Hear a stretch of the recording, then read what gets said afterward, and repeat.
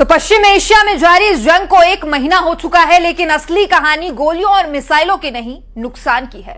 कौन कितना टूटा, किसने कितना खोया और किस पर कितना खर्च हुआ, चलिए आपको दिखाते हैं कि महज 20 दिन की जंग में अर्थव्यवस्था कैसे घायल हुई है।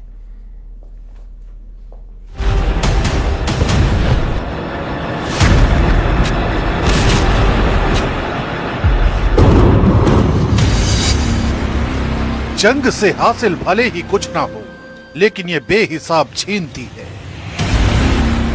लोग मारे जाते हैं,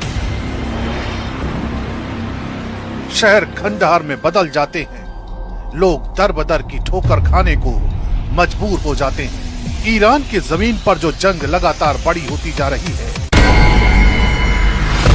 उसके नुकसान की कहानी भी कुछ ऐसी ही है।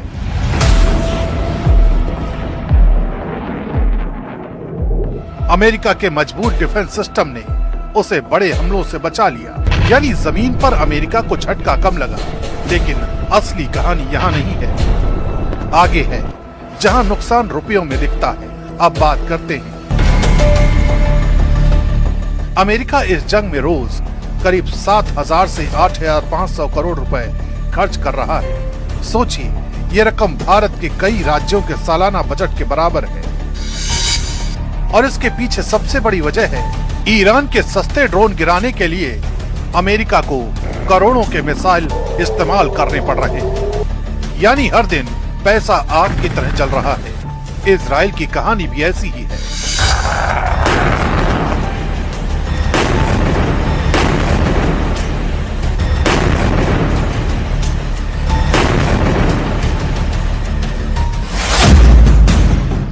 इस जंग में इजराइल को भारी आर्थिक दबाव झेलना पड़ रहा है।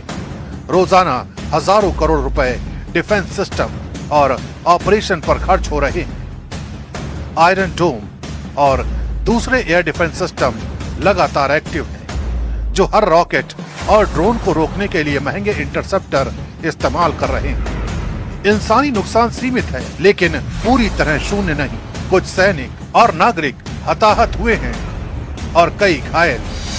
यानी इजराइल के लिए भी ये जंग सुरक्षा बनाए रखने की कीमत बन गई है, जो हर दिन और बढ़ती जा रही है। अब ईरान की बात करें तो यहाँ तस्वीर ज्यादा गंभीर है। ईरान को सिर्फ इंसानी नहीं, बल्कि भारी सैन्य नुकसान भी हुआ है। रिपोर्ट के मुताबिक 190 से ज्यादा मिसाइल लॉन्चर तबाह किए गए, कई ड्रोन सिस्टम और नेवी शिप भी तबाह हुए। अगर भारतीय रुपयों में समझें तो अब तक का सैन्य नुकसान करीब 2 से 4 लाख करोड़ रुपए तक आंका जा रहा है। यानी ईरान की सैन्य ताकत को गहरा झटका लगा है और इसकी भरपाई आसान नहीं है। तस्वीर साफ है, अमेरिका पैसा खो रहा है और ईरान इंसान और संसाधन दोनों। एक तरफ तकनीक और पैसा है, दूसरी तरफ जनहानि और तबाही। लेकिन